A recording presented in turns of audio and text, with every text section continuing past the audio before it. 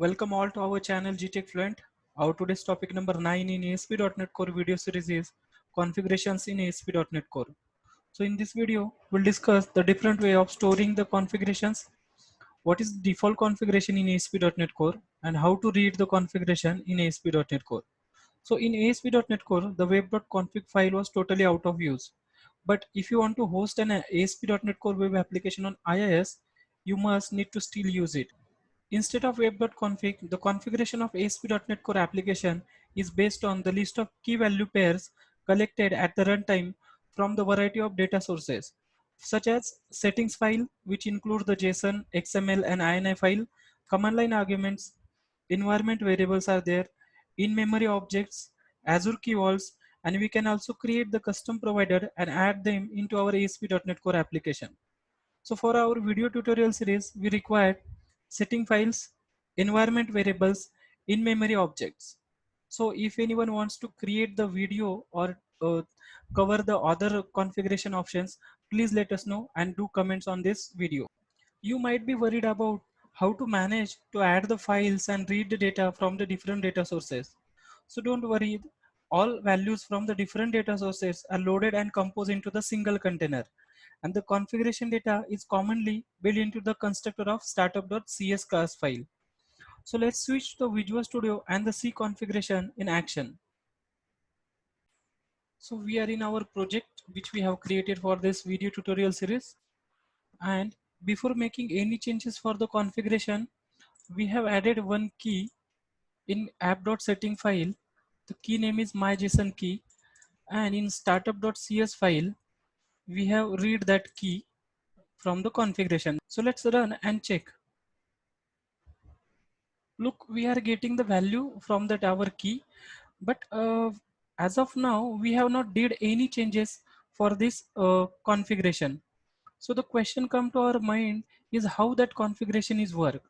So this is because the new feature which is introduced in ASP.NET Core 2.2 and above version is called default configuration. So now let's see where the default configuration is done. Default configuration is done during the process of building the web host inside the program.cs file in create default builder method. So if you check the definition of this method by pressing the F12, you will get this information like this will configure or load the Microsoft configuration details by default, and you can notice the app.setting file is included with the environment. So this is the official code I have got from the Git repository. So you can notice this is the code which is loading the app.setting file as a default configuration in ASP.NET Core. So now let's see how to override this configuration with our own configuration. Now we will comment out this line, and with the help of configuration builder, we have added our appsettings.json file here, and we will assign this configuration to the default build method is there. And now what we have did, we have override the default configuration and we assign our own file app.setting.json which is previously loaded into the default configuration. So now let's run and see.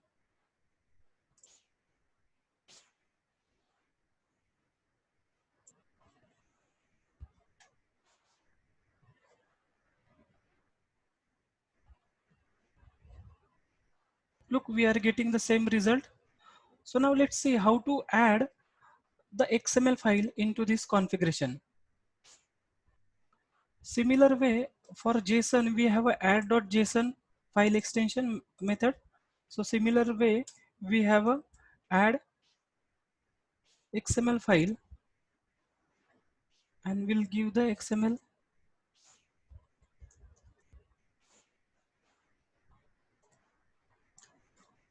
the name of the file,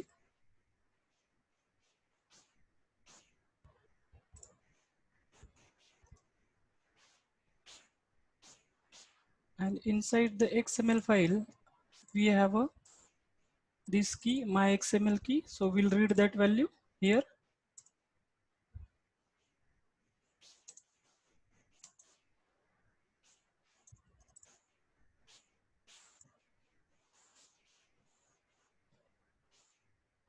So let's run and see.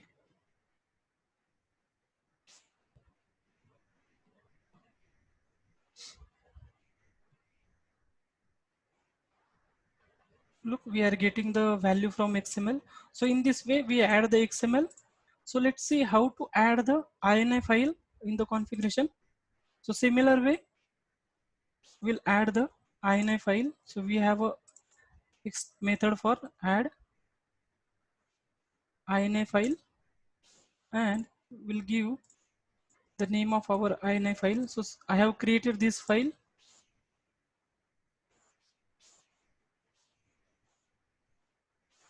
So inside INI file, we have a key of my INI file. So similar way, we read the value from this configuration.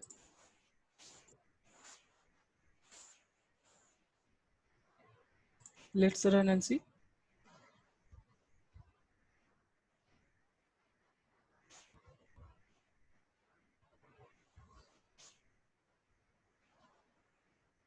Look, we are getting the value from INI file also. So in this way, we add these three files, settings files, which we have discussed. So now let's see how to add the environment variable. For adding the environment variable, we have a add environment variables method. So it will add the environment variable. So for this environment variable, we will cover this in more detail in our upcoming videos.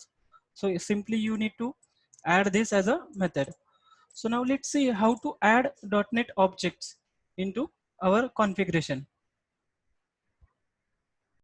So for adding the .NET object, you need to use add memory collection, and inside that you can add any type of object as per our requirement. So for now, I have added the dictionary with the my memory key and the in memory object value. Read this similar way which we have read previously. This is my memory key.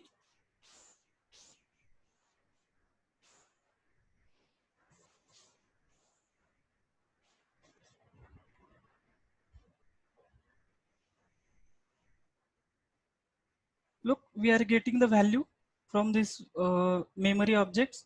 So in this way, we collectively load our configuration in single container, which is configure builder, configuration builder, and we read the values with the configuration dot get values. So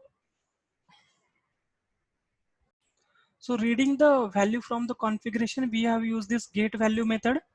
So for configuration, we have another method, is get section. So you can read the section from the config directly. So if you want to read the section in like logging, so you can directly read that.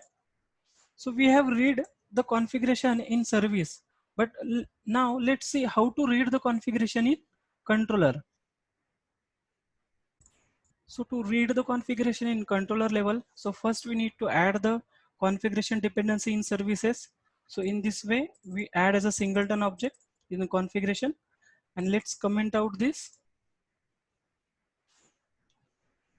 And in controller, what we need to do, we need to get the dependency of I configuration. So we will be covering dependency injection in our upcoming video in more details. And in similar way, we read the configuration keys here, which we have read in startup file. So let's run and see.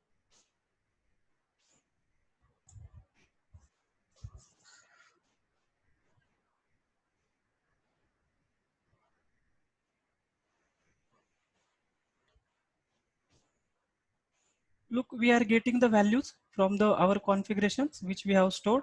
So in this way, you store the information of your configuration from the different data sources, and you can read as per your requirement. So please let us know if anyone has any doubt or queries. We will meet in our next video. Thank you.